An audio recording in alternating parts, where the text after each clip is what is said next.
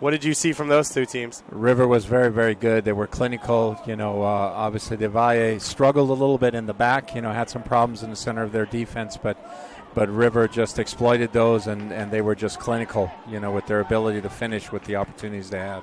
Yuri pushing out into open space. It was a good shooting opportunity there for Murphy. He had a shot blocked as this one goes straight up in the air and off the side. Thought we were going to get that, man. Yeah.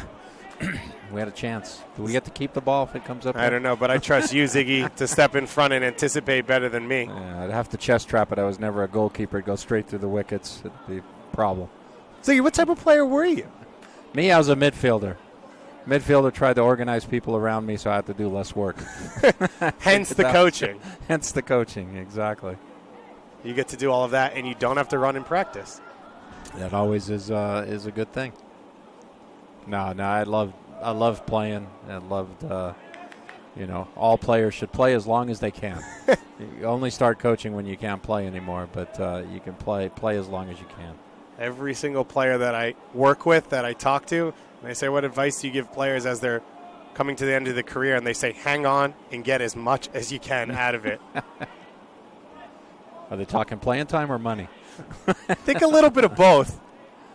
Coming down this left side here, Pablo with the cross. It's swept away by Rovito. Opening 5 minutes of play here, as we've got 2 balls on the field. Our helpful Flamengo fan in the crowd getting a little overzealous. This is a Flamengo side that's high press teams throughout. We saw against SKC in the final group stage game, they were up 2-0 with about 5 minutes to go, and on a corner kick they were defending. They had 2 forwards on the midfield line ready to run. This is a team that wants to get out and attack. Well, definitely. You've seen early in this game they've already had a couple of opportunities where from the left side of midfield they've looked for Gabriel over on the far side coming in from the right wing. Early in the game was very close. The goalkeeper came out and made a good play. And this time it went out of bounds. But that's definitely, you can tell that's something they're looking for. He's staying wide, and they're looking for him with that long pass to open the game up. Players at this age, U16, U17 level, are you focusing on adjusting your tactics for opponents, or do you want them to focus internally on their own style and identity? It's more about internally, focusing on your game, playing your game. But as you focus and you play your game, getting the understanding. Yuri with the through ball here, one-on-one, and out making the save is Frank. It was a gorgeous through ball there from Marks, Now Yuri on the ball. And Shimbeno with the clearance. So emergency defending right now for New York, as Flamengo's got heavy numbers in the box and a handball called. And that was Gabriel again who broke in on the right-hand side, almost got in. But, part of playing your own game is also understanding what will work for you today. And that's predicated a little bit on the opponent. So it's like, okay, I'm going to play my own game, but I'm good at this. And, the opponent isn't so good at stopping this. So let me really play this. It's like, let me try this worked. Let me try this, that didn't work. Let me keep it in my back pocket. I know what works. And when time comes, push to shove, I'm going to pull out that play. It's Leandro on one side of this, and looks like Marks on the other side. A right foot, left foot option. You expect a shot coming here? I expect a shot. It's a left-footed shot, and it goes over everything. So New York able to escape that one. Are we sure he's Brazilian? He missed by a lot. No. He definitely shot. No, he shot the ball. We see the replay here of this opportunity. Frank able to close on this play. Get out and save his team. He's made 2 big plays. He's been off his line. He's read it well. New York Red Bulls just signing a homegrown goalkeeper in Evan Lauro. They've already signed 1 homegrown goalkeeper in Santiago Castaño, who's left the team. But of course, the New York, New Jersey area known for some historic goalkeepers. One named Tim Howard, one named Tony Miola. They've had some good ones out there for sure. Something in the water. Must be.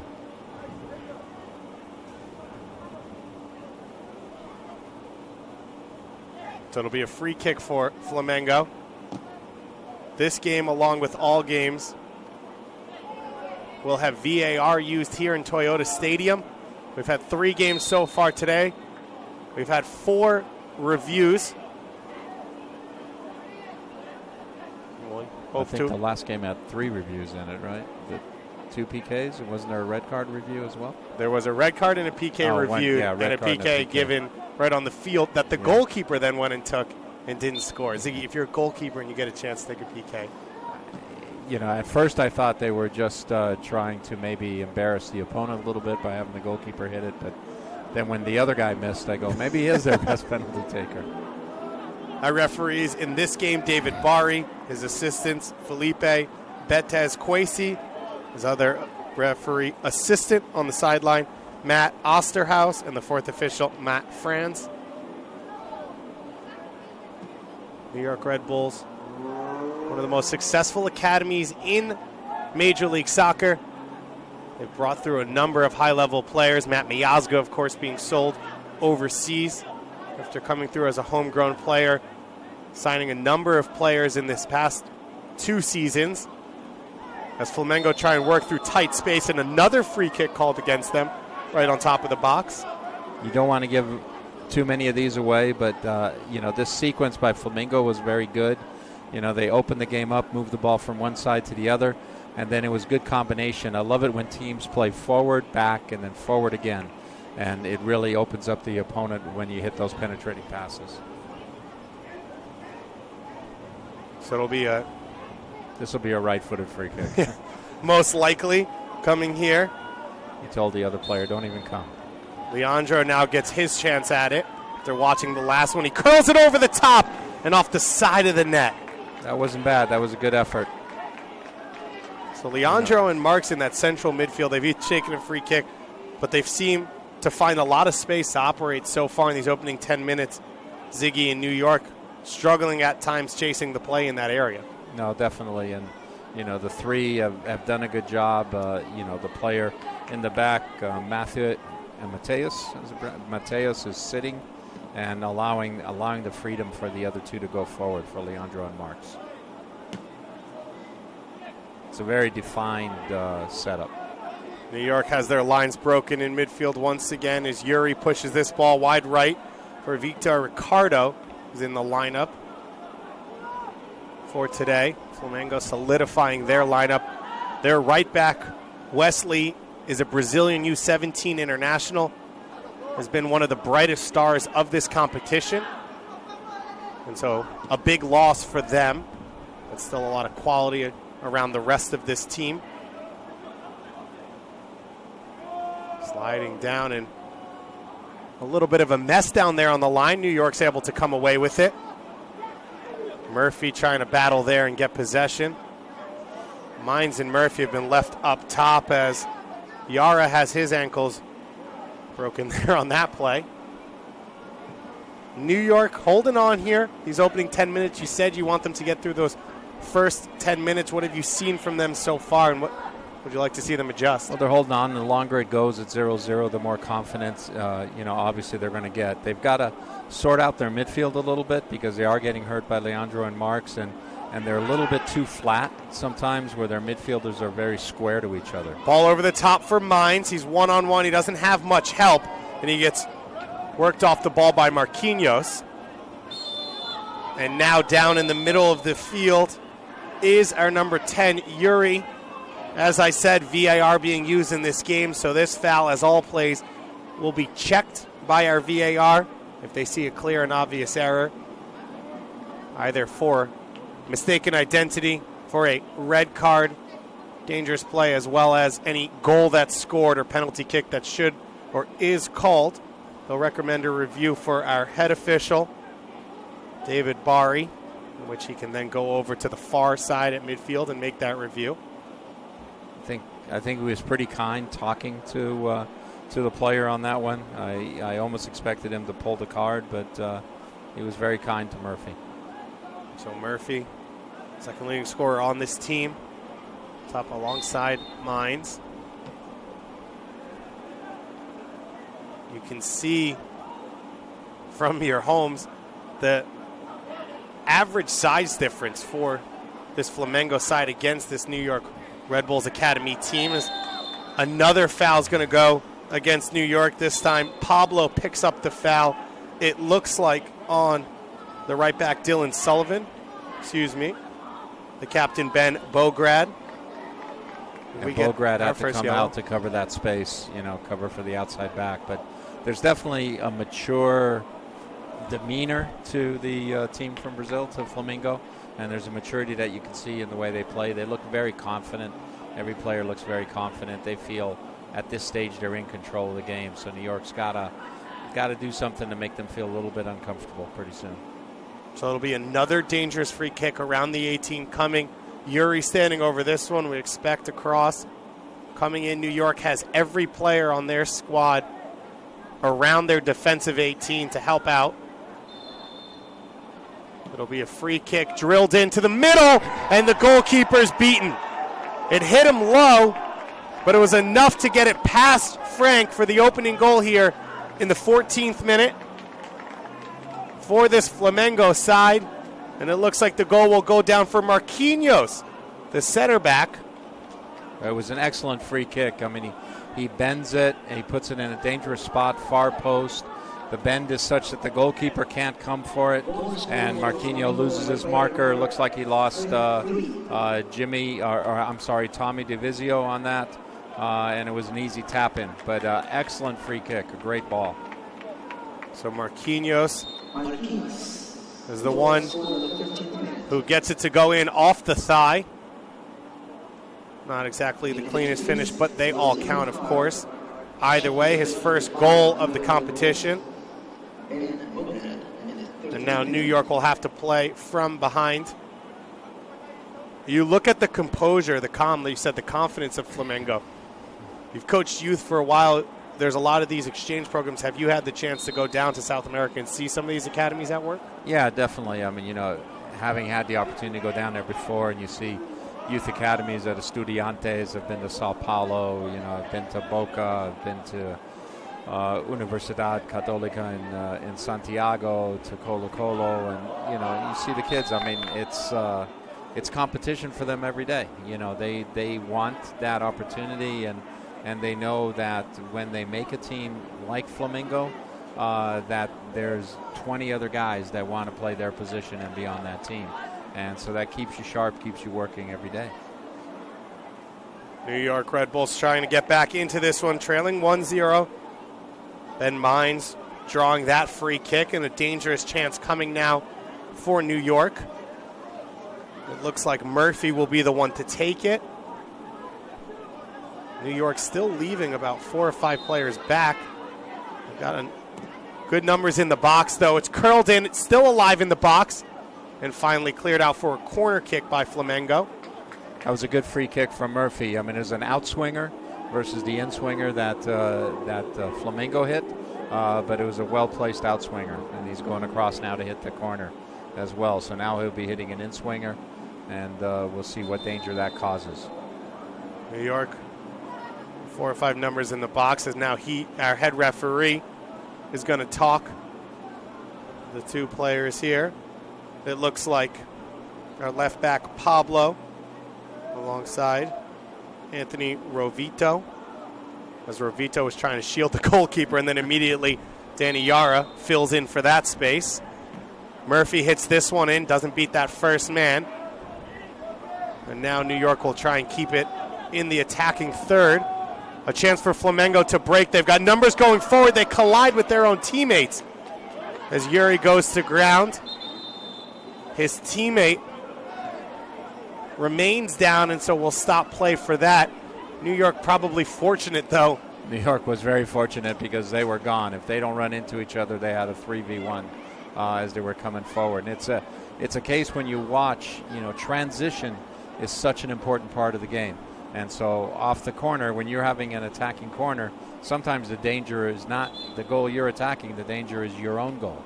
And, when the ball turned over off the corner, when it got cleared, and now the ball's contested, immediately Flamengo players took off, and the New York players were late reacting, getting into a good position. And if they would not have collided into each other, they were gone.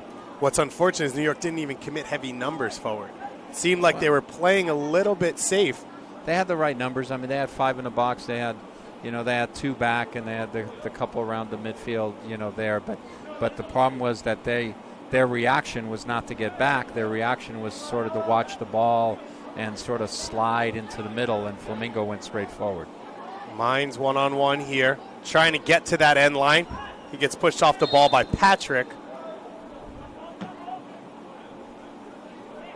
And a free kick will go in favor of Flamengo. In your time down in South America, you named a number of teams as well as in Europe. What are the academies that have most impressed you? Everybody, it's identifying talent is the most important thing for all the academies. What it really is outside of the talent, it's just instilling a discipline into their group of players, making the players proud of the club that they represent, what's there, the tradition, having them look up to players who've achieved things in the past, who've come through the academy system. And then it's just the amount of training and the amount of work that they put in. I think maybe they train less when they become full pros than they do when they're academy kids, but it's the training, and it's when training's over, then they're still out there playing. I was at an academy in Germany, and training was done, and the players after dinner were getting together to play 4v4 inside. So it's that constant playing that really helps develop them at a young age. You've started 2 academies here in Major League Soccer? Yeah, I was involved when we started the one at Columbus Crew. I saw Will Trapp when he was like 14 years old. Still looks like he's 14 years old. He still looks like he's 14, exactly. I'm sure his wife likes that. He was, you could tell he had some talent there. It wasn't really the talent you could tell on Will, but he was a player who was completely immersed in the game, even at 14. When he was out in the field, that was his only focus. And obviously we started the one in Seattle as well, and have had some good results there with DeAndre Yedlin and Morris. Flamengo able to get to the end line. New York defends it well, now looking to clear their lines. Dangerous clearance down the middle, and Mines once again chasing up top. He's been left on an island for a lot of this game, trying to live off scraps. This is where New York can't lose their confidence. They're now starting to win the ball. They're looking a little more direct. They're looking for Mines to be able to go 1v1, and they still got to have confidence to play passes, connect passes. They've got good enough players. They can connect some things here. 2 flick-ons here for New York, and it goes out. Mines talking to the assistant referee about the elbow there. When you started in MLS, did you think academies, you obviously had seen it around the world, did you think that was something that was just a matter of time? Or were you not sure if that was going to be a part of the setup? You were hoping it was going to be a part of the setup, from the very beginning, but it was obviously going to take time. I know my first years in MLS, I was with the Galaxy, and one of the young players that I had training with me was a guy by the name of Michael Orozco. And I knew Michael Orozco wasn't going to go to college. At that time, MLS really didn't have a system for signing young players and signing homegrowns. He ended up going to Mexico and having a nice career. But if the academies would have been around then, Michael Orozco might have become a professional player in the United States instead of being somewhere else. Scored a goal at the Azteca in the United States. Only victory ever at that stadium, so we appreciate that, Ziggy, for helping out. He's a good guy. He worked extremely hard. He was like for the old people out there, remember Danny Pena. He was like a young Danny Pena for us in midfield. As Elliot Tomes nods his head and enjoys that reference. Yuri with the flick, and it doesn't come off. Long ball played down the line. But Mines is up there by himself. There's no support. Murphy's really deep in midfield. They've got to get more numbers ahead of the ball. It looks like New York already going to make a substitution. You're allowed 5 substitutions in these games, 2 35-minute halves. And an early one coming for this Red Bull side. If somebody's coming out now, they're probably carrying a little bit of an injury. It looks like Valderrabano, a forward's going to come on. We'll see if maybe Murphy's that player, as you said, playing a little bit deeper.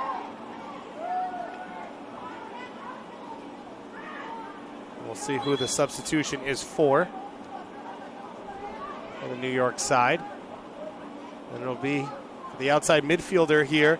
So Danny Jara's afternoon is done. And on in place of him is Jack Valderrabano, 17-year-old forward playing out there on the side.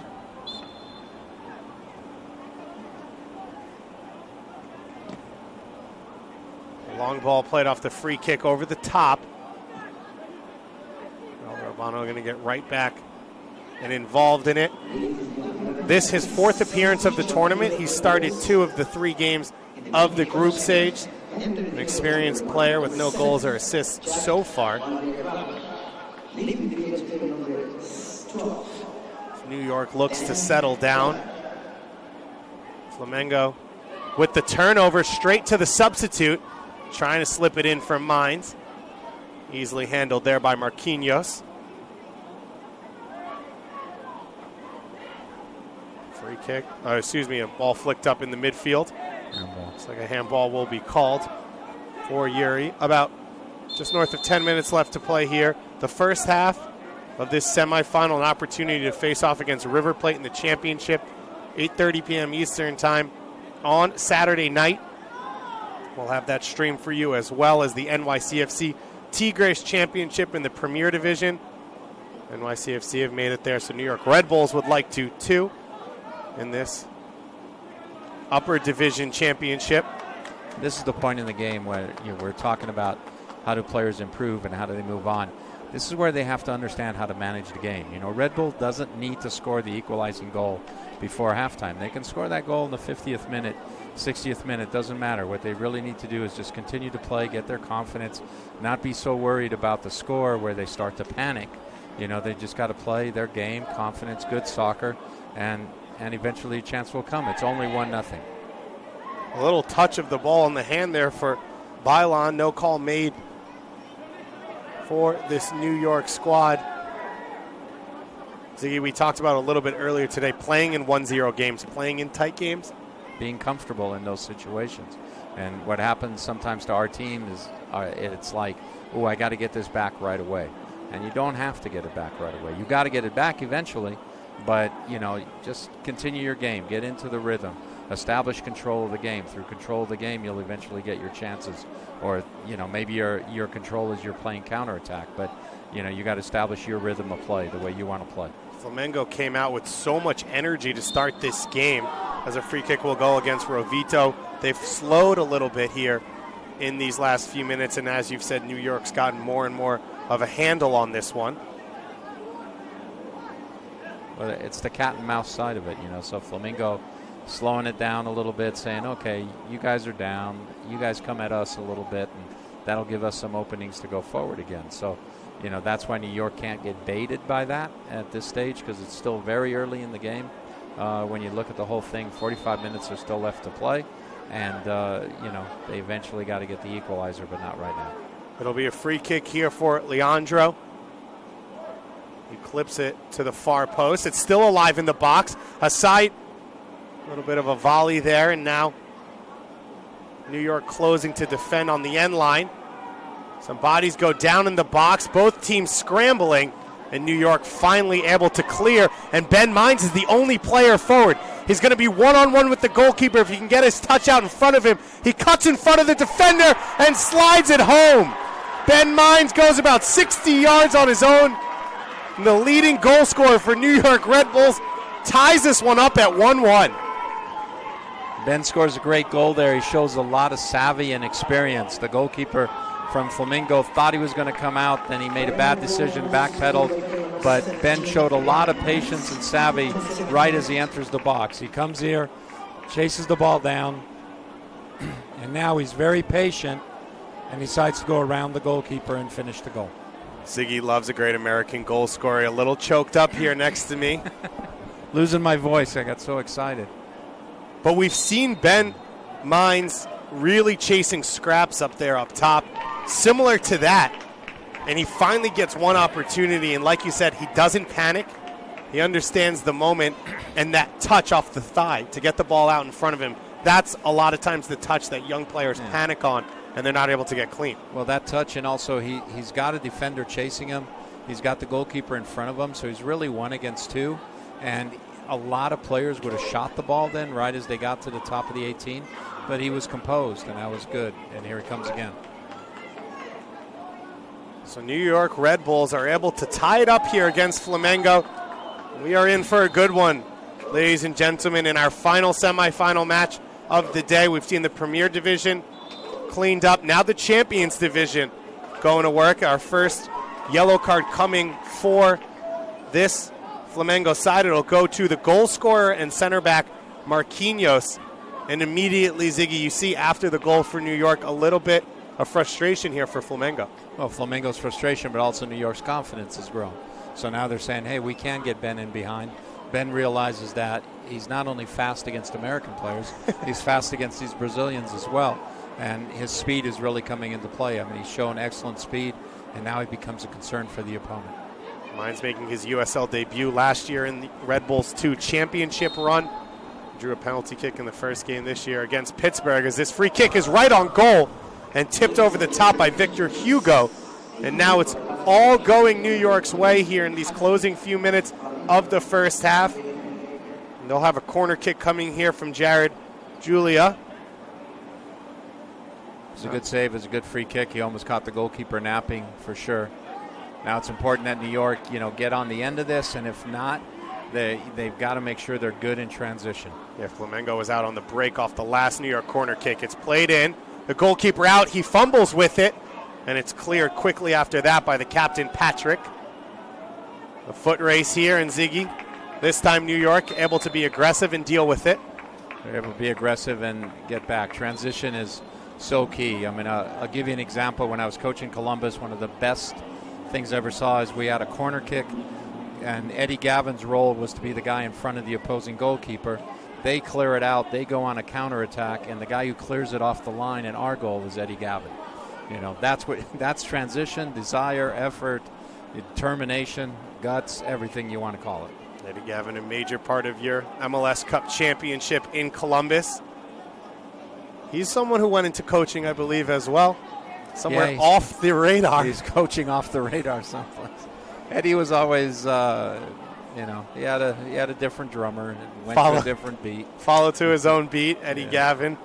One of those players, though. He was a wonderful player. And one of those players who came into the league at a very young age before the system was established. I talked to Mike McGee this week. He was another player like that.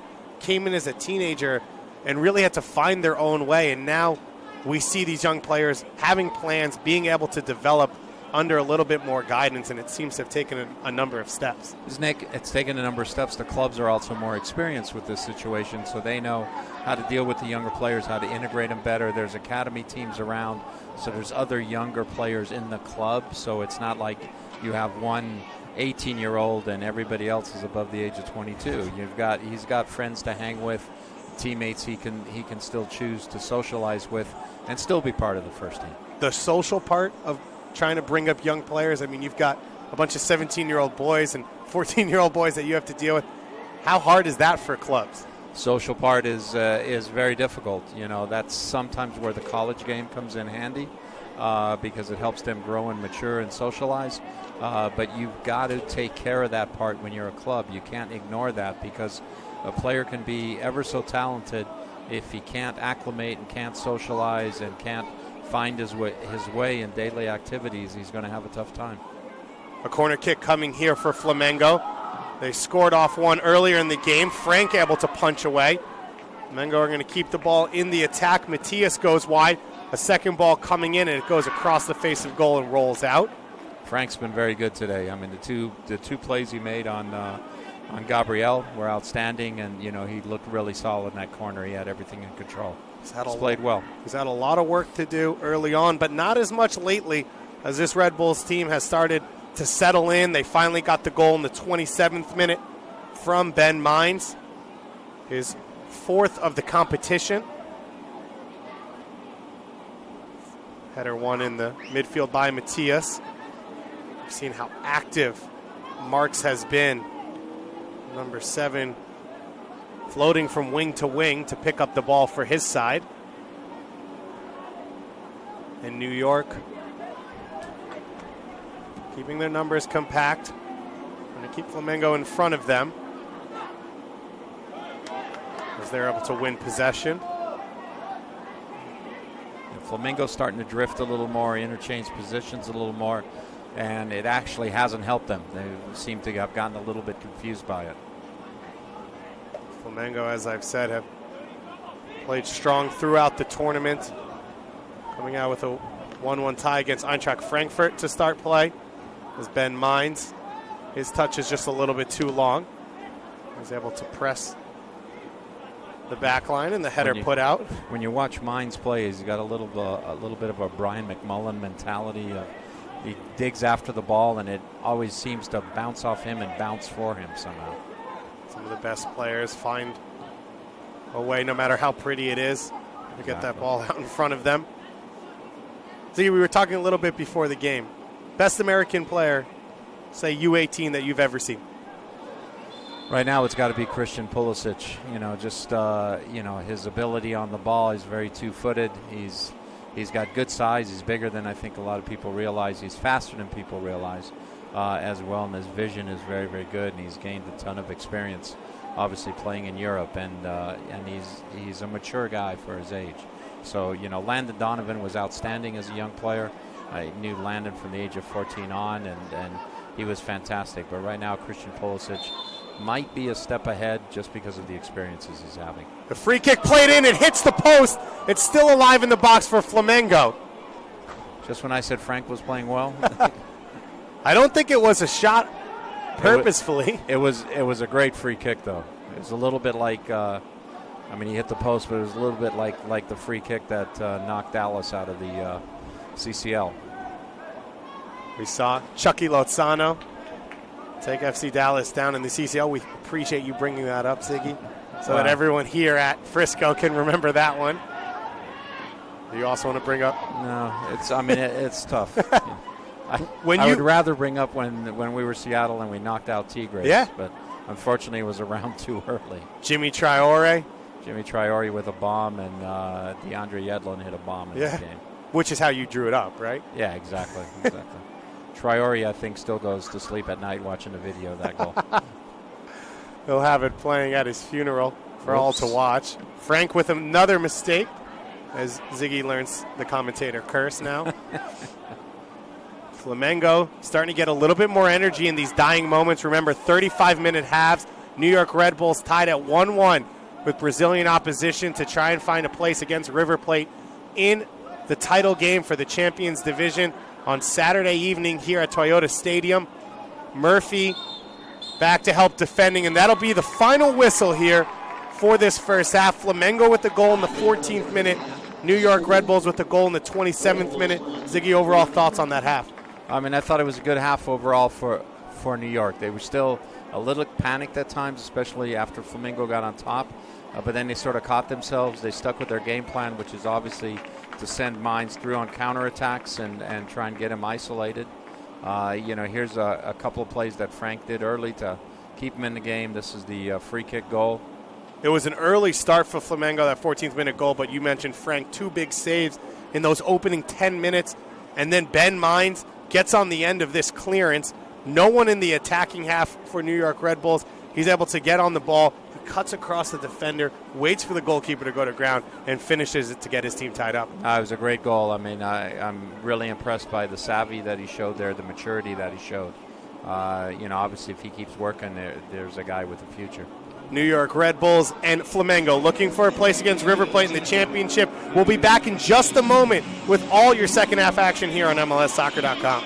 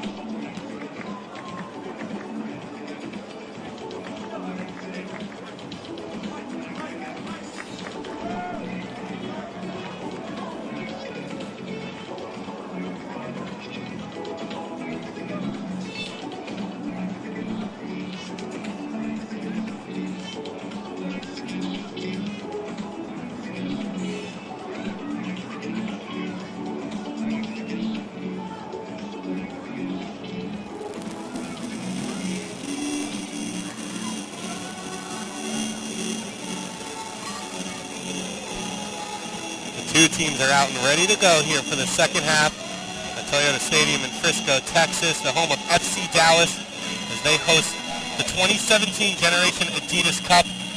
New York Red Bulls, the last MLS team in the Champions Division, trying to make it to a final against the Argentine Giants River Plate, facing off against Flamengo of Rio de Janeiro. Looks like Flamengo coming into this half are about to change their goalkeeper as a substitution. Oh no, excuse me, he's just going back to his half. But Ziggy, we saw the eventful first half. We saw Flamengo come out of the gates aggressive. They came out confident. The opening 15 minutes, they get the goal, they control play, and then New York starts to find their feet. They get the equalizer on the break from Ben Mines, but you could see a shift confidence-wise, how steady New York started to play as the half went along. Yeah, once they scored the goal, you could really tell that they got confidence, and now they started to believe a little more in what they were trying to do. But obviously the game plan, that they have right now is to be a little more defensive and look for Mines on the counter, because he's got the speed advantage against both center backs. The second kickoff we've seen in this game where a team's put a couple players on one side. What is that? Well, you're just trying to get the ball in the other team's half of the field. Sometimes if you have a big guy there, you try and hit it to the target, hope that he can flick it on. Coach once told me when I did a coaching course, he says, when you're talking about set pieces, you really didn't talk a lot about kickoff plays. I've got some really good kickoff plays. And I go, my main objective on kickoff plays is to only have to do one a game. Because if I'm doing more than one a game, that means I've got other problems. I'm taking a lot of goals. New York Red Bulls against Flamengo. Both these teams have tried it, and very unsurprising, neither team has been successful. So I don't get too worried about kickoff plays. Once in a while you see something and it works, but once in a while you see teams score directly off kickoffs. They've adjusted it. Now you're allowed to kick it directly back. You don't have to kick it forward to start play, which is a change that really didn't affect anyone too much overall. But I've seen games where goalkeeper's still celebrating, they touch it, and that guy hits it right off the kickoff over the goalkeeper's head. Which is impressive to be able to hit that shot accurately along the fact. A free kick taken down the wing. It's headed away by New York. Strong battle there on that far side. And it looked like Sullivan who won it. Or excuse me, Shimbeno. The midfielder dropped back to win it. We talked about the size of Flamengo compared to New York. We talked about the speed and aggressive play. And as you said, Ben Mines realized that he was fast against Brazilians as well as Americans. Is there any way to teach a player that except putting them out there and having them experience it? You got to go out there and you have to experience it and do well with it. But it's something still for our American players. They hear a foreign name and they think, oh wow, I got to be careful. But it's definitely going away, and I think we realize we can play with people. Ball played down the line and it rolls out. One of the things we see here for all of these MLS clubs is now young players that are playing with USL teams, playing with MLS teams, like Ben Mines, coming here and playing in competitions like this. And every team has to make the judgment of where these games rank in terms of the development of their players compared to playing against professional players, older players. How do you see these competitions against those other situations? As Flamengo's able to get into the box, clipped over Frank and out for a goal kick.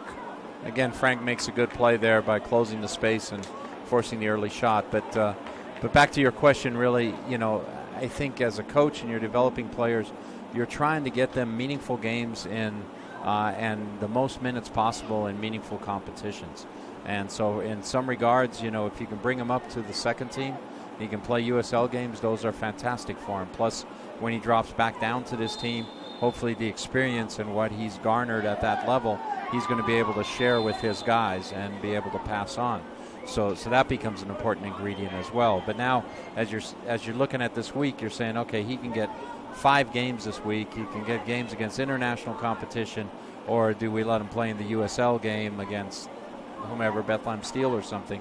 It's better for him to get those 5 games right now. So you sort of go, young players, you go sort of week by week or 2 weeks by 2 weeks and figure out what's the best for their development, not what's the best for your team or the results, what's the best for their development. And if we have to lose a game because it's better for him to play up at USL, we lose a game.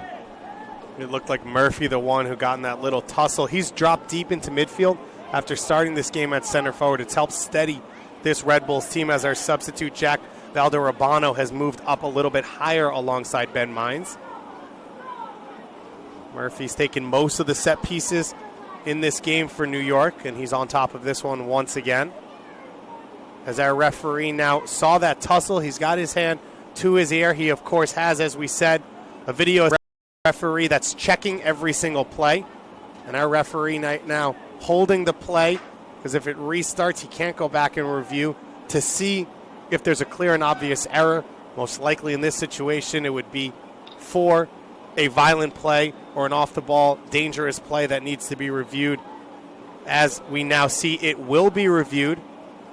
The potential for a card coming out now after this, so the players will have a moment to wait as our head official goes over to the tent on the far side, David Barry, to review this play. And we can see here these two teams, a little bit of a step there.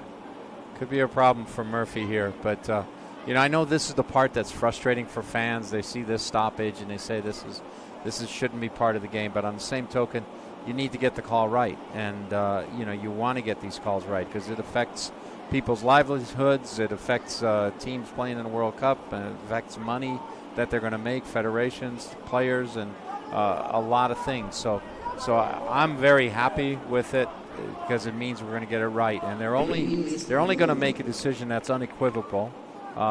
Is that the right word? Unequivocally correct. Unequivocally correct. A clear and obvious. A clear and obvious situation, and they're not going to do one that isn't clear and obvious. And so we'll see what he's decided now. He's had a chance to review it. So our fifth review of the day, and a yellow card it looks like is going to come out for Murphy on this one. So Murphy there stepping on the Flamengo player after the play, and he picks up a yellow card. In the last game that we saw here, we saw 2 red cards assessed as well as 2 penalties, not all off review. And Murphy, some people might think Murphy's fortunate on that one, but at the end of the day, you're letting the game official decide. That's why he goes over there to look at it, because the replay official doesn't feel the rhythm and the pace of the game. So that's why you let the game official decide the final decision. Murphy into the box. It's over the head of every New York player, and now a slide tackle and a foul called against Tommy DeVizio, and a free kick going back the other way. Flamengo now going left to right in their white shirt with red piping, and New York in their blue jersey with the yellow sleeves and shorts going right to left. Tackle made in midfield, and then the clearance. Mines looking to chase it down, and it handled very easily by, it looked like Matias in midfield, sitting at the base of that midfield, as he has all game, behind Leandro and Marks.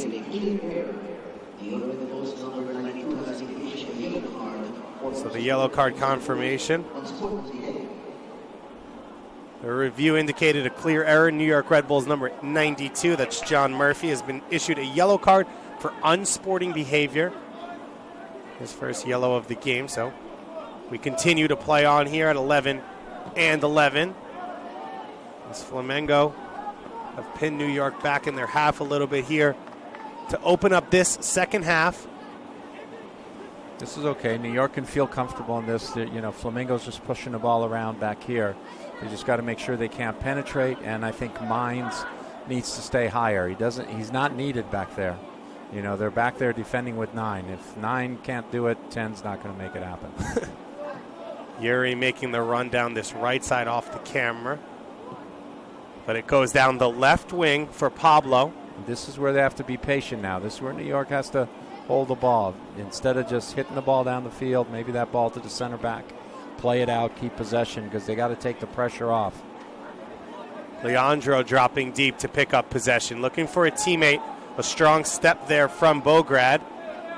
The captain coming up from that back line to make the tackle. As now Mines and Shimbeno look to put a little bit of pressure on up the field. Flamengo starting to stroke the ball around. Good ball in here for Yuri, who takes the shot. And Frank able to see that one go wide. Wasn't far off. That was a good effort by Flamengo. Good combination. They got the ball inside and ended up with a good shot. But, so people understand when I'm saying if you're defending with 9, it's not going to be better with 10. Sometimes, the old park the bus or whatever you want to call it. But for me, a lot of times I say to my forwards, especially the one, if you're playing one high, is once the ball is beyond the center circle, just your job is to be open when we win the ball. Because now it's a very contained area. We've got 9 guys back there defending, so we can defend with 9 there. And we did a lot of exercises of training where we defended 10 against 8, so the 8 would get used to shifting and then find the 2 targets when we win the ball. Ricardo pushing forward. He curls it into the box. It's headed down and then cleared immediately. Now Mines, as you said, remaining up top on his own. He's got 1 goal from that already. And this time Marquinhos is able to win the battle. And then touched out there by Sullivan ahead of Yuri on that far side. And that was good. Mines was high, so they were able to play him in. And, he's got to stay high. He's got to save the energy because obviously their game plan is to send him in. And I don't know how many more sprints he has left. It looks like Ballon is going to have a free kick go against him here, crashing into the back of Gabriel. Vitor Gabriel starting on that wide wing, but he's cut in most of this game, playing alongside Wendell. And it's a dangerous free kick coming here once again for this Flamengo side. And I think Gabriel wanted that. He was like, hey, we haven't scored yet. It's my turn. But I think he got talked out of it. And it looks like Patrick, the captain, will take over. So another option on these free kicks, as you've said. Flamengo yet to score. They did score the goal off the cross from Yuri. They've had now, this is their 4th shooting opportunity from a similar area. Frank could be tested here. It's the left-footed. Felt like he was alone, but Shimbeno, who just had that good opportunity. Valdebano goes wide. Murphy trying to turn the corner. He's not able to, and a free kick will go against him. But that's a good sequence from New York, and I want to see more of that. They held the ball, they were patient, they kept the possession in the attacking third of the field and opened up a decent opportunity. A little heavy on that last pass, but decent opportunity, good combination. Hopefully we'll see more of that from them. Under 20 minutes left to play in this one, unless, of course, it remains tied. We'll then go to extra time and penalty kicks. Conway able to pick up the turnover. He goes wide now. Valdebano. He gets a shot away. It's deflected. Taylor trying to get on the end of the deflection. And Flamengo is able to clear. A flick on here from Conway. A second opportunity. Taylor's open in the middle of the box. He can't finish. They get back up and blocked again by Flamengo. And now Flamengo's on the break. Yuri with the ball down the left channel. Gabriel making a run for it. He's one-on-one, going the other way, and he hits the side of the net. Wow. There's a ton of action there. I mean, New York had great opportunities. For sure you thought there was going to be a goal, 2-3 missed opportunities. As so happens in our game, you get opportunities at one end of the field, and then the goal goes in at the other end. I thought that was going to happen, but then luckily for New York, Gabriel hit his shot wide. But what a great sequence.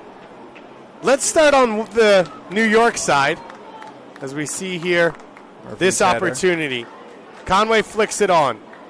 It's almost like Taylor was a little too passive here, allowing for Conway to take the shot rather than take it himself, and then back the other way on the break for Flamengo. Chaotic couple of seconds there for these two teams. Yeah, it just looked like Taylor couldn't get his feet sorted out as the ball came. And unfortunately for New York, that happened. But, again, good build-up, good play from New York, keeping possession there.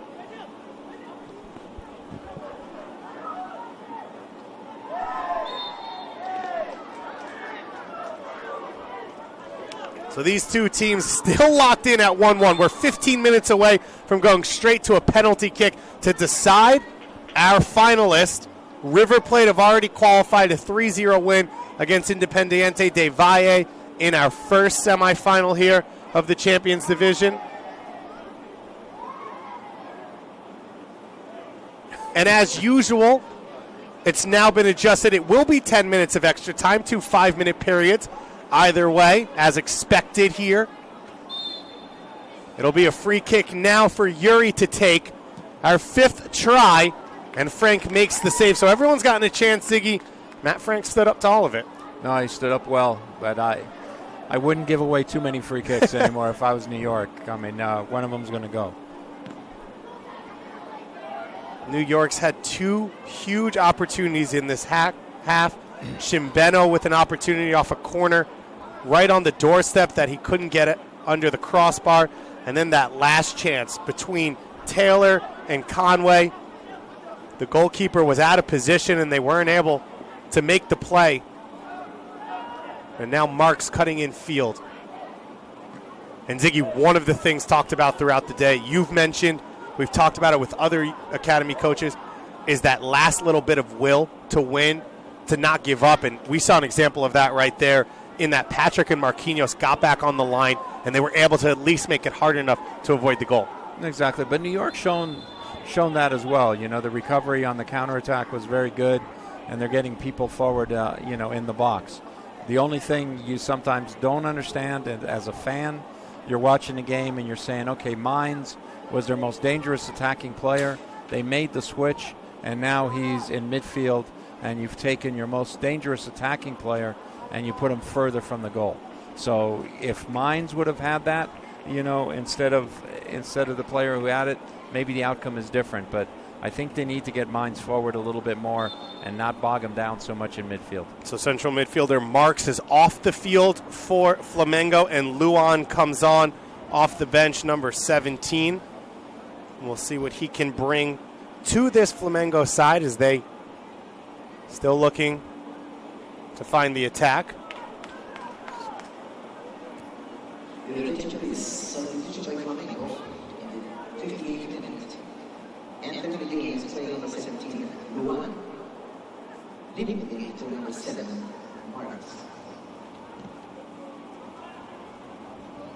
That cross played over the top.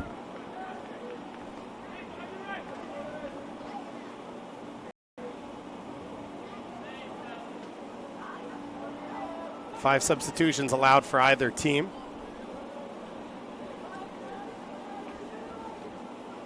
We saw one substitution in the first half from New York. Jack Valderbano coming on in place of Danny Yara. And we've seen 2 more for New York in this second half, and now the first one for Flamengo in Luan. One of the substitutes here in Conway, who's been aggressive since coming on that left wing. Murphy looking to go wide. But that's okay. New York is, showing good energy, good patience. I like when the ball goes out of bounds. Guys are trying to get the ball, look to see if they can catch the other team napping, catch Flamengo maybe out of sorts or out of position. But again, I'm happy when New York puts together those sequences and connects passes because it forces Flamengo to have to defend. Taylor and Mines linking up. Valderbano in a battle there with Patrick. And the free kick will go against Valderbano, who's down on the ground, worse off for it. He's got his hand up and waiting. About 10 minutes left to play in this one. New York and Flamengo tied at 1-1, but it's been impressive, Ziggy. And as you've said, New York coming out the first 10-15 minutes uneasy, unsure of themselves, and then the composure that they've played and the confidence that they've played with since then in the last 50-45 minutes has been very strong. I think really at the start of both halves, they started a little unsteady, but they've definitely grown confident as the half has worn on. And they've always seemed to have their best phases right around the middle of the half. Taylor trying to push that ball on for Valderbano, and he can't. Now Mines picks it up deep in midfield, running right at Pablo, and the ball will go out in a throw-in for New York. We already know NYCFC will face off against Tigres at 6:30 p.m. Eastern Time on Saturday. We'll have that streamed for you on MLSsoccer.com in the Premier Division title game. Who will be there in the Champions Division? Taylor with the cross. It hits off Conway, and then it's cleared by Ricardo. Now Murphy turning back upfield. The heel flick from Mines. He gets the ball back, and he can't save it. I like it, though. Murphy did well to hold on to the ball. Mines was trying to be creative. Good stuff. One of the things, Ziggy, maybe cliche, maybe not, that American fans will always talk about is, creative players, attacking players for the United States. That's what everyone craves. Everyone wants the American Ronaldinho or Riquelme or whatever it is. When you talk about trying things and being aggressive and creative, what is it that you see that maybe has lacked, or is it there and American fans just aren't looking for it? Sometimes when you learn that creativity, as we watch and Flamengo attack right now. Wendell down this right wing. He cuts back, trying to find an opening. It's poked away by New York. A second ball clipped in now by Matias. And Frank puts it over the crossbar and will go out for a corner kick. So the whole thing of that creativity, a lot of times you develop that not in training sessions. You develop that on your own in your backyard and so forth. You look at a young player like Clint Dempsey when he came on. He just tried things. He let his mind be his basically entire universe, and whatever he could think of and create, he would try. Corner kick coming in for Flamengo. And now Frank goes up and catches it easily. And when you can do that, then players, as they're willing to try things, they'll find certain things will work, and then they can add them into their game. Because a lot of times if you try to practice, the coach says, "Oh, what are you doing?" and you don't feel comfortable with it. But you're out playing with friends, you're in your backyard, and then you understand. Ladies and gentlemen, if the scoring society of the regulation time. So our head official going over to talk to his assistant just for a moment. See if maybe something off the ball that he missed. As the crowd hears the news of extra time and then penalty kicks upcoming. He now calls over Ben Mines. And it looks like a yellow card is coming for someone. And it looks like it'll be issued to Mateus, the holding midfielder for Flamengo.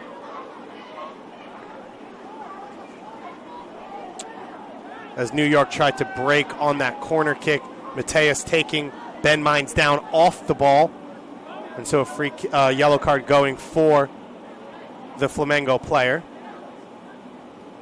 There'll be a free kick now for New York. Mateus was obviously worried. He saw Mines' speed in the first half.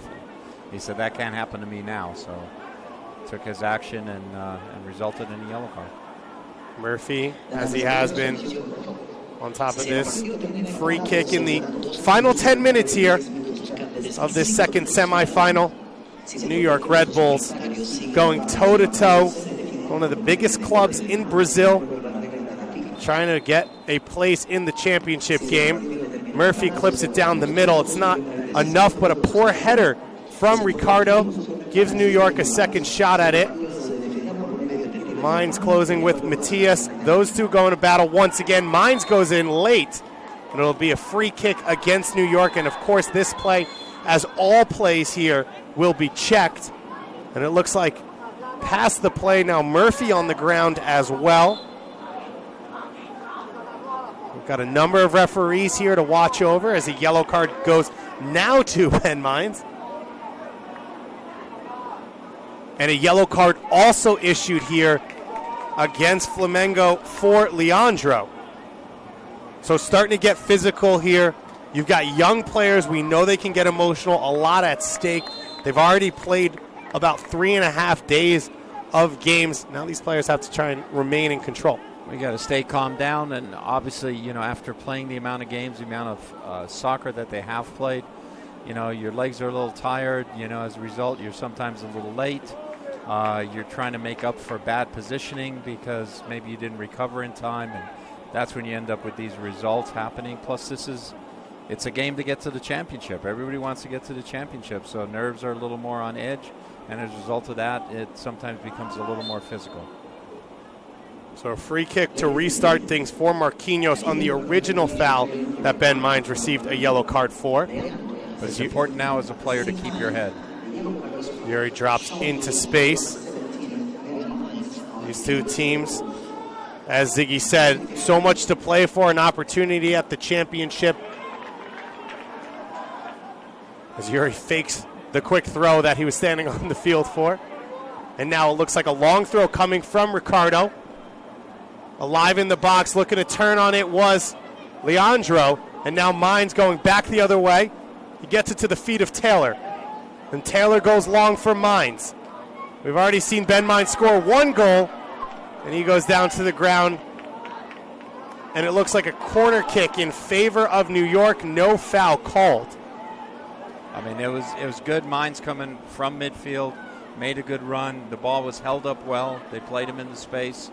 Obviously, he's trying to take advantage of his speed, and was just a little bit behind. But again, the build-up, the counterattack was done very well by New York. Taylor's been a strong addition to this game for New York Red Bulls. We'll see if he can capitalize on this corner kick. New York had a great chance from Shimbeno early in this half from a corner kick that was hit right down the line onto the hands of Victor Hugo. This one's cleared away. The second opportunity missed by New York. Now Taylor trying to turn and make a play on goal. He goes down and it'll be quickly taken the other way for Flamengo.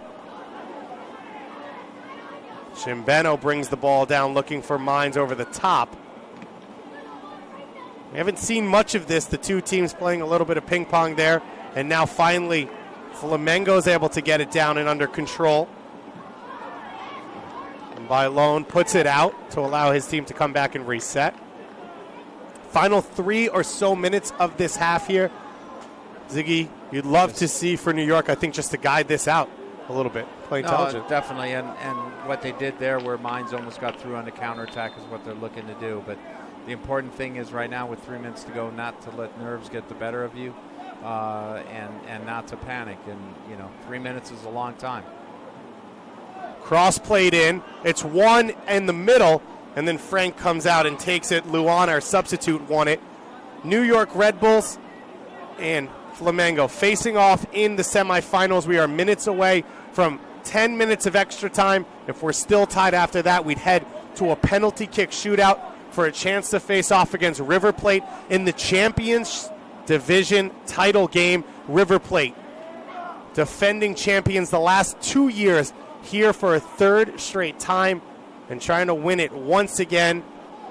The team out of Buenos Aires are waiting to see if it'll be an all-South American affair or if New York can crash the party and try and win the Champions Division after winning the Premier Division just a year ago. And New York is, obviously a very tired team right now, but they're really pulling together, putting in a good effort. Everybody's still working for each other, and they're not letting fatigue be a factor. Tommy DeVizio with the interception. A miscommunication by New York, and they turn it right back over. Wendell charging in. He gets it to Gabriel. Wide to Yuri, who's chest in, just not hard enough. And now Ricardo cleaning up the play from right back. And a foul going against Yuri there. Not sitting on a yellow card, one of the few players you can say right now who's not between these two sides in these final few minutes.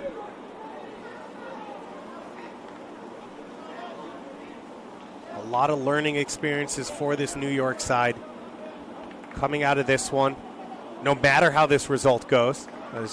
This has been great for the Red Bull. I mean, you learn so much in a game like this, and with the exception of Flamengo getting the goal, a couple other chances, New York has acquitted themselves fairly well in terms of trying to manage the game and get a result. Conway able to force Ricardo to put it out of bounds, so it'll be a throw-in the attacking third for New York as DeVizio comes forward.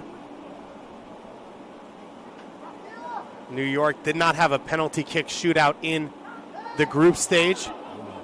Flamengo had one. A long touch there for Shimbeno. He's able to at least deflect it back the other way.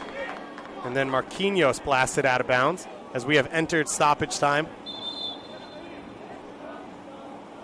We don't have a board, so we don't get the minimum stoppage time. It's got to be at least a couple of minutes, maybe 3 even.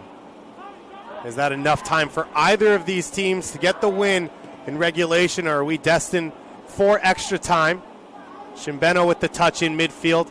Then Wendell tries to go back the other way. Laid down the line here for Valderrabano. He gets it into the chest of Conway. Conway surrounded by white shirts. Not able to control possession, and now Gabriel going back the other way. Flamengo switching the point of the attack to Ricardo. Up this right wing here. About a minute into stoppage time, intercepted by Divisio. Taylor in midfield. Finds the feet of Conway, just a little bit too far in front. And now, Wendell able to get by a few in midfield. Gabriel getting to his right foot, and he rips the shot along the ground into the hands of Frank. Frank was there again. He's been solid all game. You know, he's had an excellent game. You know, except for when we cursed him a little bit in the first half, but he's been very good. Yeah, fortunate to see that one free kick go again, hit the post at the end of the first half. It was a cross that went over everyone, including Frank. On the flip side for New York, they've had 2 chances on the doorstep here in the second half, 3 or 4 if you include as many chances as Taylor and Conway had at that one, that they haven't been able to capitalize on. So chances both ways for these two teams. We're about 2 minutes in to stoppage time. Right now, destined for extra time between these two teams.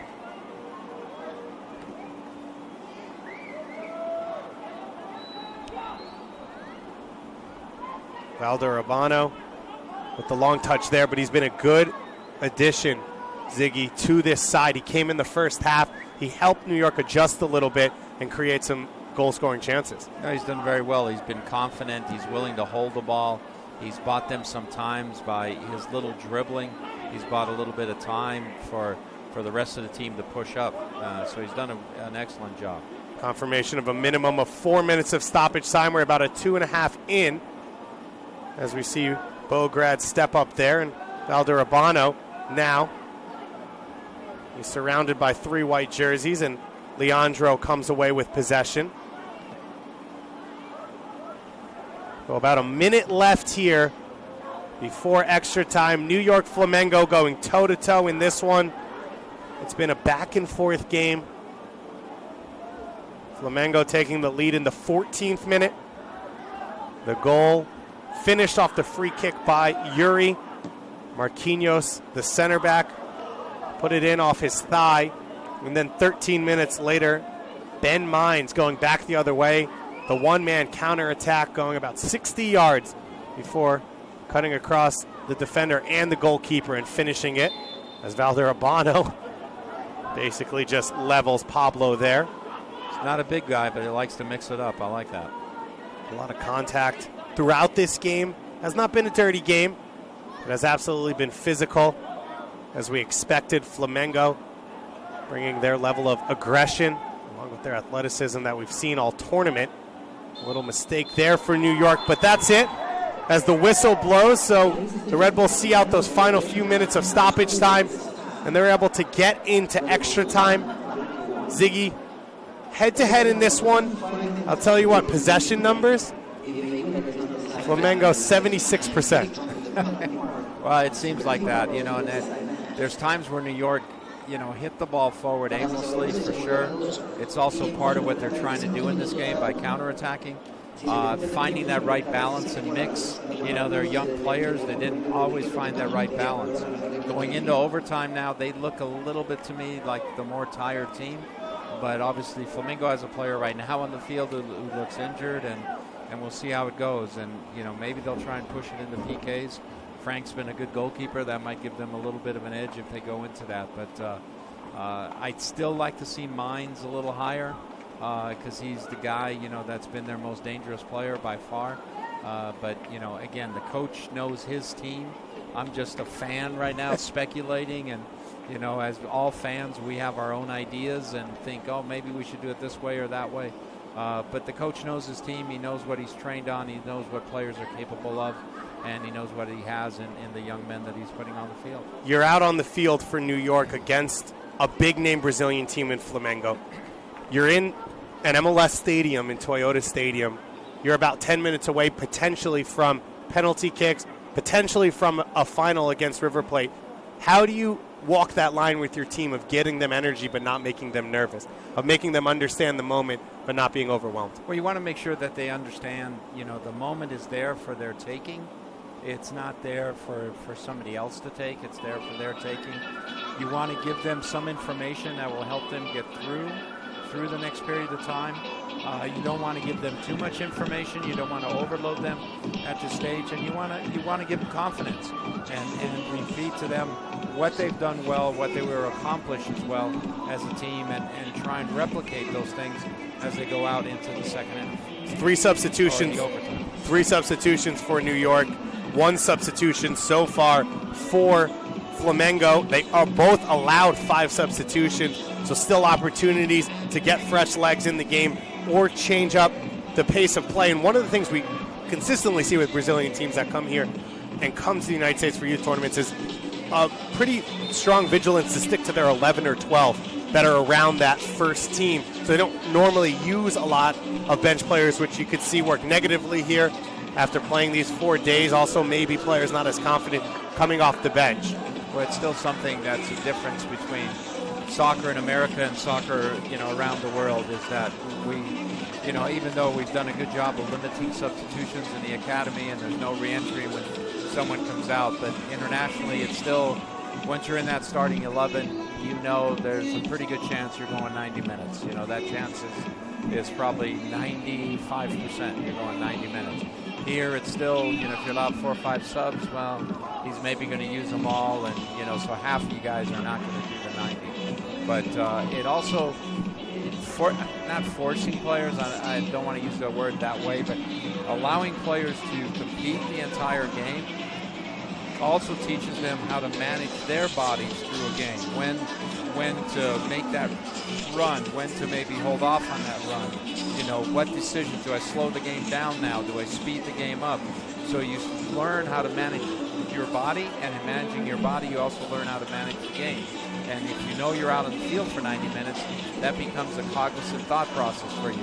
If you know that, well, if I get too tired, the coach is going to take me out, then you just, you throw it all out there, you go against the wall, give it everything you have, and when you come out, you come out. But learning how to manage yourself, I think, is an important part to improving as a player. It's something that a lot of top players, especially American players, talk about coming out of college, is how to get yourself through those 90 minutes without valleying too hard at any point, and how to, like you said, control your emotions both as well as your physical ability. So we enter a 5-minute first half of extra time and a 5-minute second half of extra time. We will play no matter what, no golden goal. If we're still knotted up at the end of that, we'll be headed to penalty kicks, which no one likes to see, but at some point these games have to end.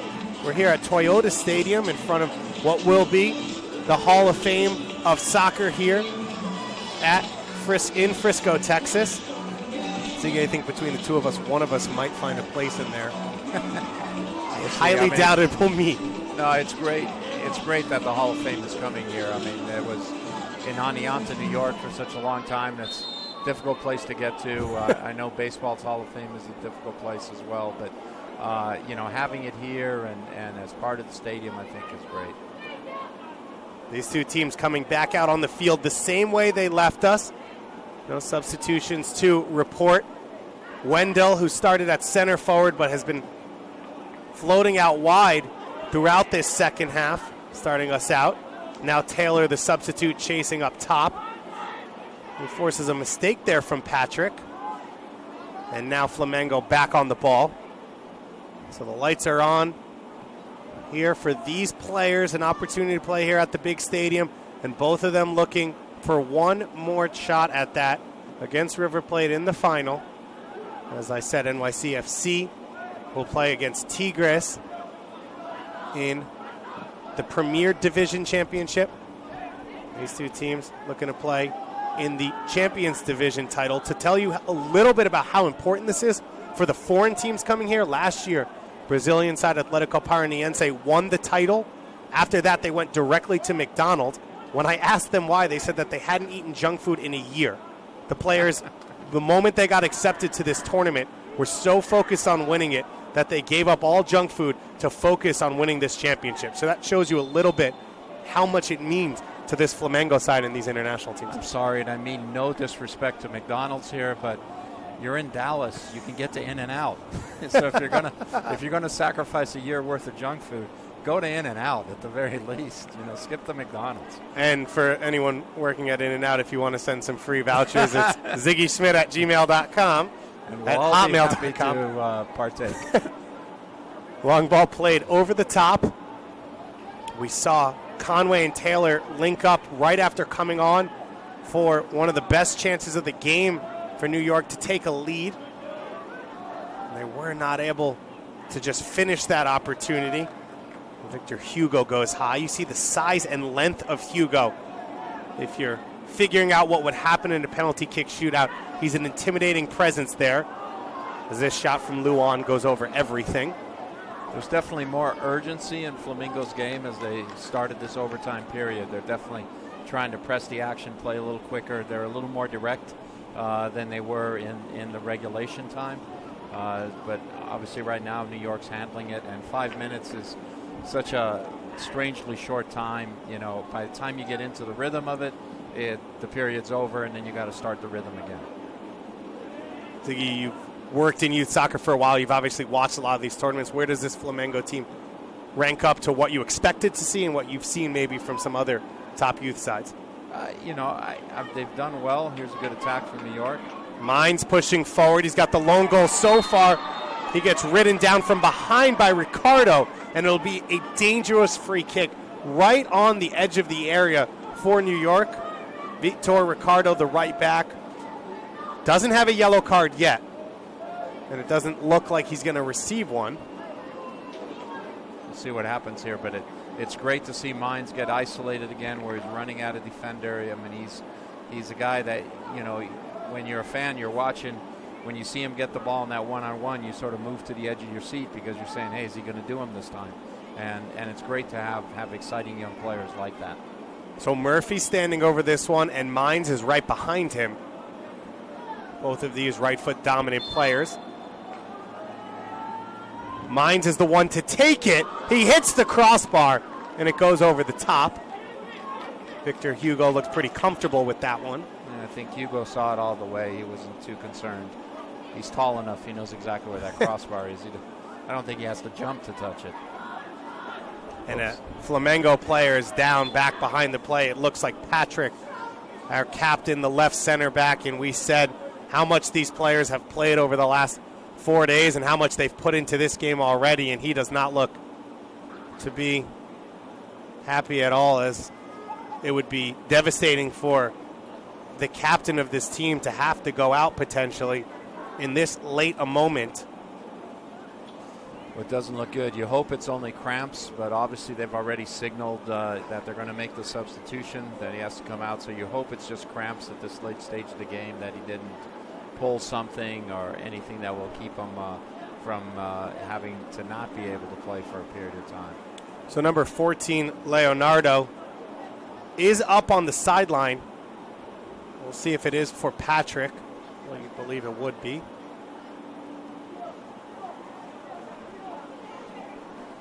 Since this tournament started, the GA Cup, it started with just MLS teams. They've added international teams. From when you were in Seattle, what did you guys put in terms of emphasis? What did you think about this tournament, and what have you seen so far since you've been here? I think the improvement and growth of the tournament has been phenomenal. At the outset when it was just MLS teams, and it was really not an MLS age group, it was a mixed age group. It was a little bit, what exactly is the purpose of this is sometimes what you were wondering. But now with the addition of the international teams, the expansion of the tournament, qualifying for a premier group, qualifying for the champions group, has really enhanced this tournament and made it a very valuable experience for all the players involved. This one will roll out over the end line. As he said, these teams go through 5-6 months of qualifying to make it in the Champions Division. All the other teams go into that Premier Division. So New York Red Bulls were able to qualify from the eastern part of the qualifying tournament alongside with Atlanta United and TFC to get into this division. They knocked off TFC 4-1 in the group stage, as well as losing to Estudiantes 3-1 and beating Tijuana 5-0, as that's the final whistle of this first stage of extra time. It'll be a quick swap of the sides of field as we head into this second stage. Now we get to start again. This is the thing. The 5-minute period is so short. You know, you get into the rhythm, it stops. You know, you feel like you're starting and stopping. I only remember experience because when I coached UCLA, we were playing national championship in the Kingdom.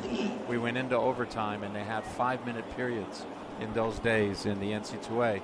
And I can't tell you how many 5-minute periods we played. We played a ton. But I didn't understand it because we were indoors. There was no sun. There was no wind. So I was happy going one direction for like 20 minutes. And the other coach. But every 5 minutes, we had to stop and change.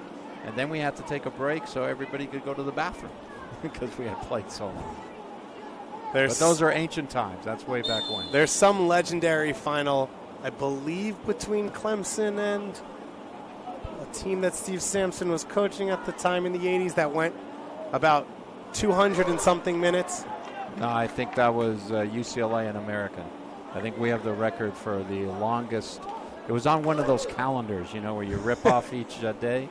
And it was actually on that day. It was like the longest game in college soccer history. So is the UCLA American game in the 1985 final. 200 minutes? It was massive. Ziggy has persevered, and he's still with us here. The only thing good about that game was when we scored the winning goal. As a throw-in will now go in favor of Flamengo.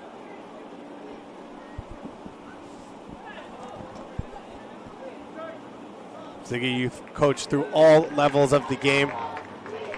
When you watch young players, what about it did you enjoy of youth development level?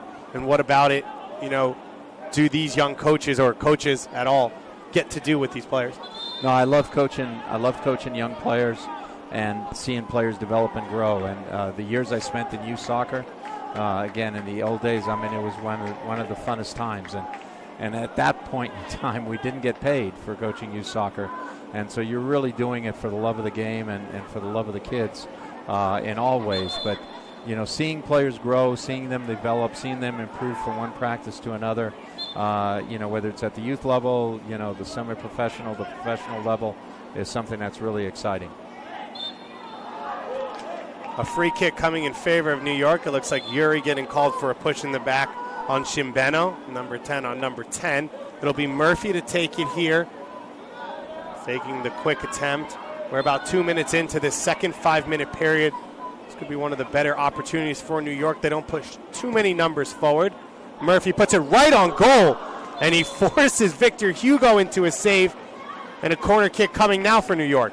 I don't know if that's what Murphy intended, but it certainly worked out fairly well, and he almost caught Hugo, you know, cheating off his line just a little bit.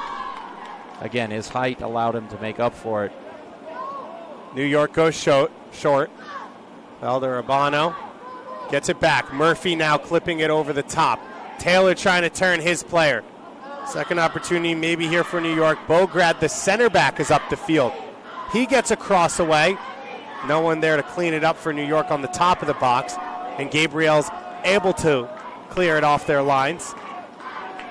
A foot race, and now New York clears it out as the "We Believe" chants start down below us from the American fans. New York Red Bulls looking for a place in the Champions Division title game. Maybe the first MLS team to get there in the last 3 years. FC Dallas has normally carried the flag for MLS teams this deep into the tournament, losing last year to Eintracht Frankfurt in penalty kicks. We might be on our way there once again here. That ball clipped up cleanly there by Marquinhos, who's moved over as Leonardo's come on for Patrick. during that first period of extra time. It was an early goal for Flamengo in the 14th minute.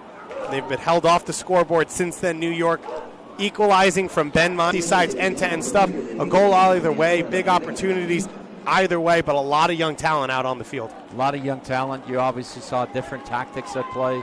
Flamengo had a lot more possession. New York was looking to counterattack, but the coach did well in terms of getting the result that he wanted to, in terms of not winning, but forcing it into penalty kicks and staying in the game. Not getting.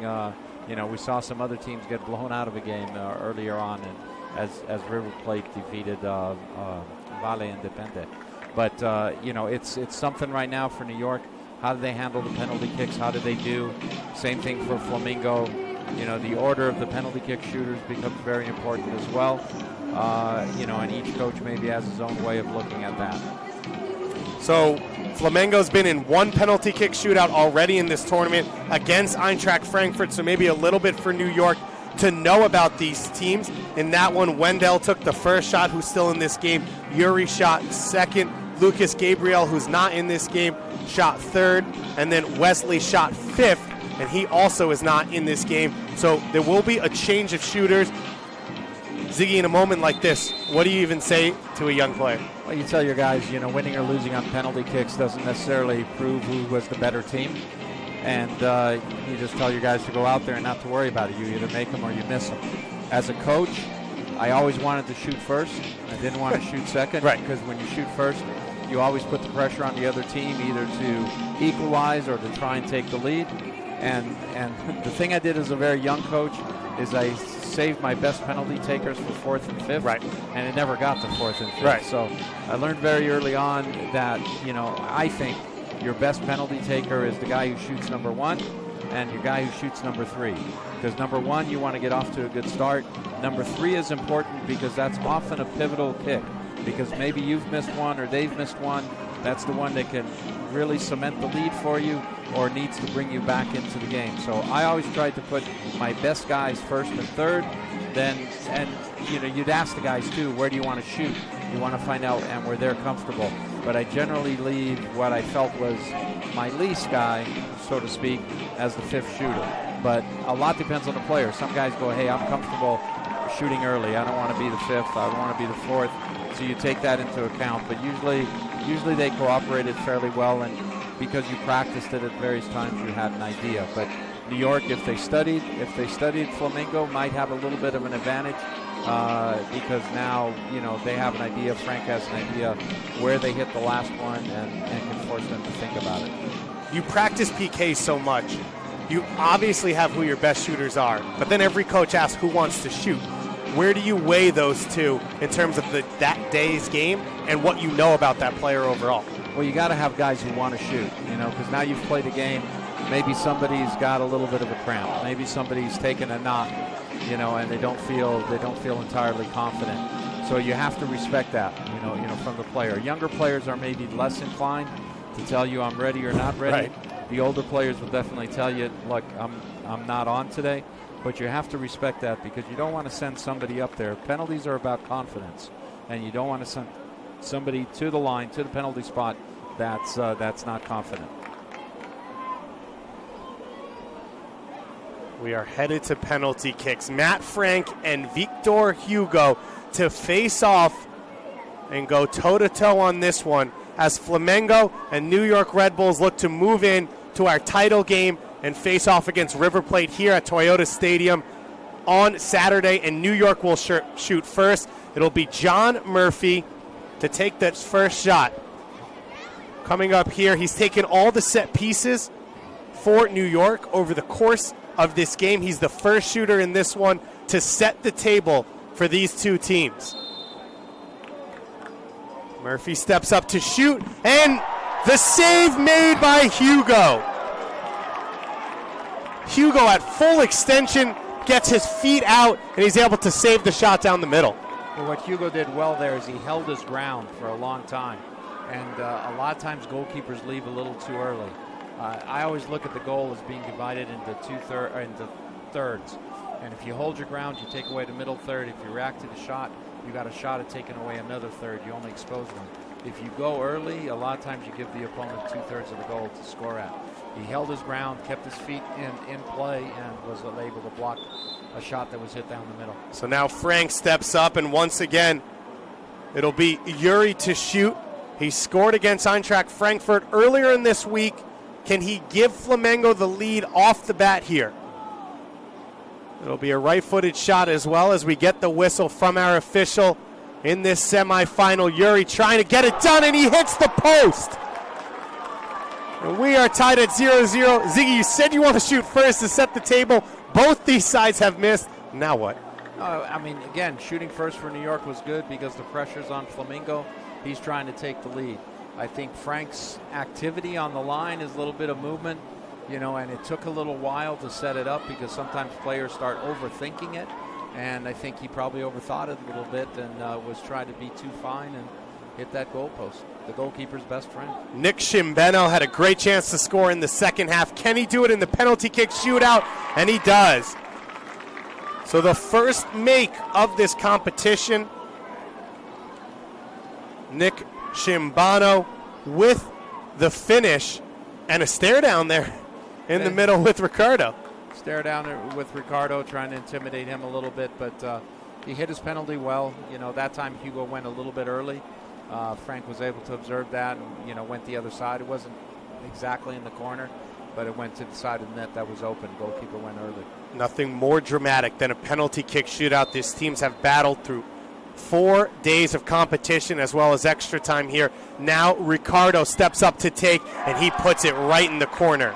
Victor Ricardo in for the Brazilian U17 national team player Wesley, and he puts it home.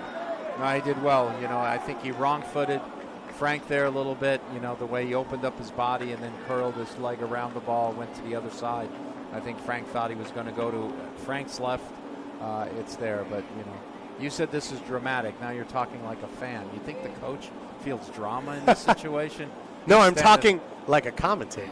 There you go. For the fans, Ben Bograd steps up now, the captain for New York Red Bulls. He switches feet, he goes right-footed and puts it in the top corner. That was an interesting approach. You get players that run at the ball from a very straight position. It's very difficult for goalkeepers, because they don't know which way they're going to go. When they come at an angle, a lot of times the goalkeeper can watch your plant foot a little bit, but when you come straight, your plant foot comes so late, it makes it a little tougher on the keeper, I think. Luan scored as a substitute in penalty kick shootout against Eintracht Frankfurt. He's come on as a substitute in this game as well. Another right-footed shooter. Frank tries to give his team the lead in this one. It's Luan to take, and he rolls it home. Calmly and composed finish there from Luan. And it's 2-2 now, but shooting first is still to New York's advantage because every time Flamengo steps up, they're trying to equalize the game. And now New York has a chance to take the lead again, and that puts the pressure on Flamengo. Taylor stepping up to take. He came off the bench, Ziggy. He made a difference for this New York team, almost getting a goal in that second half. No, he did well. I mean, that was a great scramble in front of the Flamengo goal. So we'll see what Taylor has on the shoot. It's 2-2 so far. The stutter step and a save once again. The second of this shootout for Victor Hugo. Hugo's happy with himself, proud of himself. He hesitated a little bit, and like I say, penalties are confidence. Hesitated a bit, went to Hugo's right. He was there. Wasn't the most difficult save because it wasn't exactly a shot in the corner as well, but it happens. Penalties are penalties. Sometimes you make them, sometimes you don't. So now Leandro, the central midfielder, comes forward. Tied 2-2 for a chance on this fourth shot to give Flamengo the lead. Frank looking to make a save and get his team back in it. The shot, and it's buried in the top corner from Leandro. Same technique as was used earlier. It looked like he was going to go to Frank's left, and then he hooks it around and comes back the other way. So, pressure on New York now. Need to make this, and then Frank needs to come up with something. So 2 jobs left. First, Ben Mines, the lone goal scorer in this one, has to finish this off. And then, as Ziggy Schmidt said, they need something from Matt Frank. So it's Mines. He steps up to the spot, softly hit to the side, and Victor Hugo wins it for Flamengo.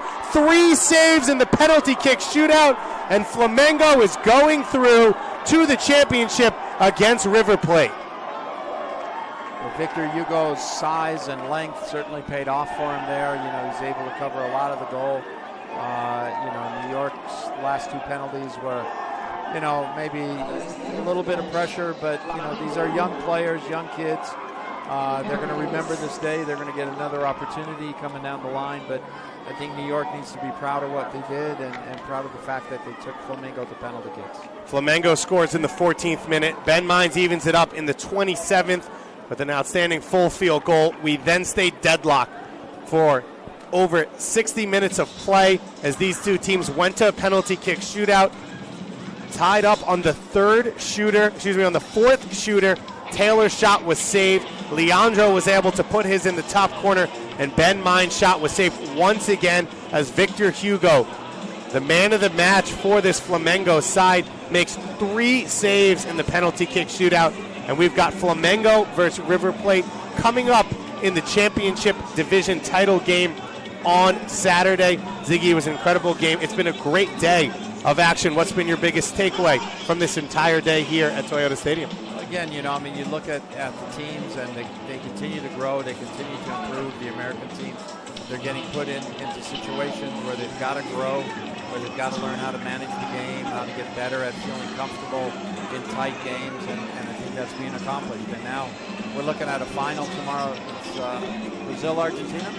I've heard of that one before. I've heard of that one before, and they're usually pretty exciting, and there's usually not a lot of love lost out there in those. So from a fan's perspective, you might want to make your way out here if you're in the Dallas area, and for sure you might want to watch that just because it'll be an interesting game and a good game. But then you also got New York playing, and we'll see how they do in their last game. How they come back now from this disappointing loss will show a lot to their coach about their individual character. New York Red Bulls will have another game out on Toyota Soccer Park as they play their 5th match of the competition. We'll be back here on Saturday on MLSsoccer.com, 6:30 p.m. Eastern Time. We'll have NYCFC against Mexican side Tigres in the Premier Division title game. And then right after that at 8:30 p.m. Eastern Time, we will have this side, Flamengo, Rio de Janeiro versus Buenos Aires as River Plate comes in. And these two teams go head-to-head, probably as teams have watched neutral, the 2 best teams so far in the competition. And as you said, it's going to be a fun championship game to watch. Ziggy, thanks so much for spending some time with me today and carrying me over the end line here in the final. We've got a penalty kicks, and unfortunately it goes against New York. A great win for Flamengo as Victor Hugo saves 3 penalty kicks. The goal from Marquinhos in the first half, Ben Mines equalized him, and it wasn't enough for New York. We'll be back on Saturday. Go to MLSsoccer.com for all your Generation Adidas Cup news and notes throughout the week. And thanks so much for watching.